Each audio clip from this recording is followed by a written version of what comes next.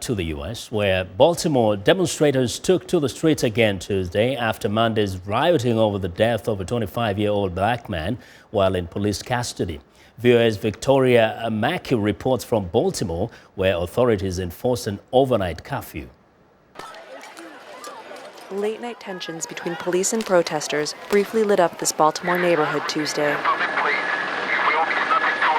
A small group of what officials called agitators defied a city-mandated 10 p.m. curfew, lobbing glass, plastic bottles, and garbage at the officers. An hour after the beginning of the curfew here in Baltimore, there appear to be few, if any, protesters left on the streets. This comes after a day of largely peaceful protests throughout the community. The same neighborhood near Pennsylvania and North Avenues, where looters on Monday night set fire to a pharmacy, was the scene of a more festive demonstration on Tuesday afternoon. Organizers and neighbors said they want to show a different side of Baltimore than the destruction used by some protesters to make a statement. This is our hood, our home. We protect, we don't destroy. We're here to build and grow. We got little ones to come up and all that. What are they going to have to see? What are they going to have to say? What type of history are we going to leave for them if we let this go like this? In addition to the charred pharmacy, a second massive fire that began the same night as the riots remains under investigation. The last time I smelled this smell was in 1968. I was a little kid, and the smell smells exactly the same.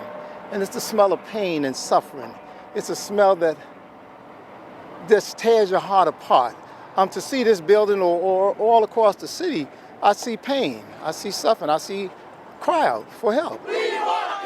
Gatherings are expected to continue as residents await the release from the Baltimore Police Department on Friday of more information about the death of Freddie Gray. The curfew will remain in place until next week. Well, Victoria Macchi now joins us live via Skype from Baltimore. Victoria, if you can describe for us, what is the mood like today in Baltimore?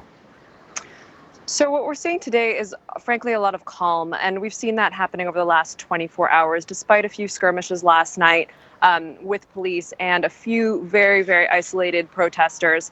It has been largely peaceful. Now, there has been a lot of talk. What's really happening in Baltimore? Is it a race issue? Is it a police-citizen relation issue? Or is it a class problem? I think it's all of the above. At least that's what folks are telling us. You know, we were talking to a lot of people on the streets.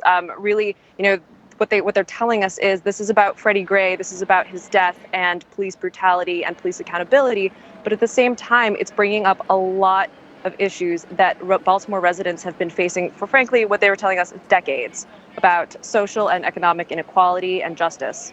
Now that this has happened, is it a wake-up call? Are the officials saying they're going to try and address some of these issues in a different way?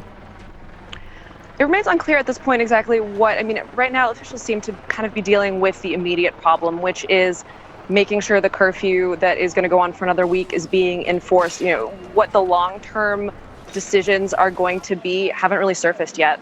Mm-hmm. Now, if you probably have heard and listened to the citizens, what do they want?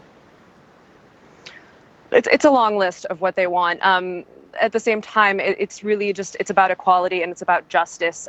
You know, throughout multiple neighborhoods that we visited, that's really what people want. They want accountability. They want an end to what they say is police brutality. And it comes down to economics and social issues. They want better schools. They want better jobs, all of that. Now, some have said, well, those who participated in this distraction are not necessarily representative of Baltimore. But at the same time, some seem to sympathize and say it is a cry for recognition, a cry for understanding. We've definitely heard both of those opinions. One thing that we heard repeatedly yesterday in the neighborhood where the CVS pharmacy was burned on Monday night was neighbors concerned that a lot of the people who were kind of conducting the more aggressive actions were not able to channel their energy in other ways. I talked to the head of the library system here who is trying at a very small level to make changes in, like, small changes in the community to help kids channel that energy. But there definitely are people who believe that they can make a bigger and more powerful statement in taking more aggressive actions.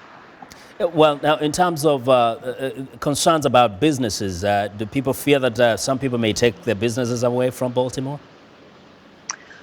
It's been a weird week as far as businesses go because of the curfew last night. there are a lot was shut down. I mean, trying to get anything to eat last night after the curfew at 10 o'clock was difficult. So I think businesses are probably feeling a significant impact on that. But again, I mean, Baltimore, business owners in Baltimore, they say this has been a struggle for a while. This isn't new. This isn't in the last 2 weeks. So they're really talking about more macro concerns. Well, Victoria, thank you very much for your excellent reporting. Thank you. Victoria, Macchi reporting live via Skype from Baltimore, Maryland.